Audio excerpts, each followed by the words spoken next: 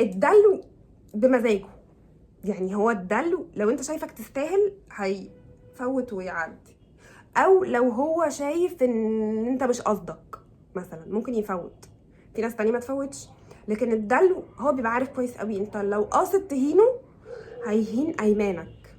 لو انت مش قصدك وبتحبه وعملت ده مش قاصد تغلط فيه او مش قاصد تيجي عليه، لا ممكن يفوتها لك، ممكن يعديها.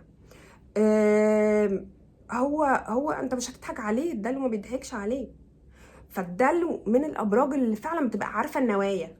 ايا كان انت لو قعدت تمثل عليه 10 سنين هو عارف نيتك، فهيبقى عارف انت قاصد توجعه، قاصد تدوس عليه، ولا انت عملت تصرف بلا وعي او بدون قصد. يعني انت مثلا ايه، اتنين في علاقة وشخص منهم ضايق الشخص التاني، عمل تصرف هو مش مدرك ان التصرف ده ممكن يضايقك، او مركزش،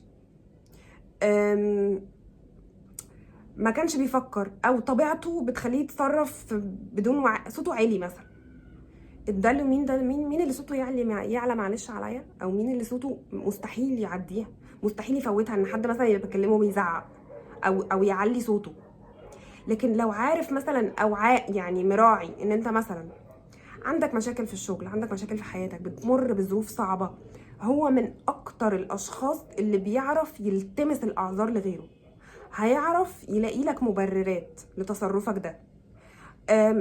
هيحط نفسه مكانك وهيعرف انت في الموقف ده بتتصرف بالطريقة دي ليه. لما يلاقي لك عذر، لما يلاقي لك مبرر، ممكن يعدي ويفوت ويستحملك.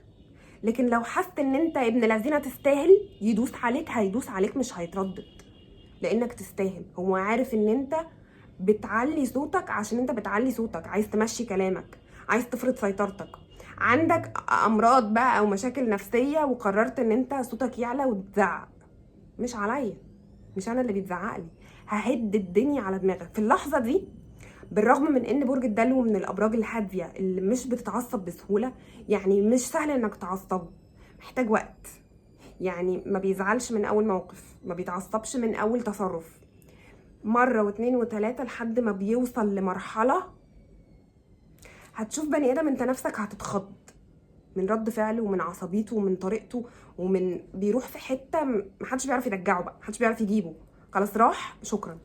اللي هو انا فضلت ماسك اعصابي لحد اللحظه اللي فيها فلتت، محدش بقى يحاول يلمني، خلاص خلصت معايا. فده برج الدلو.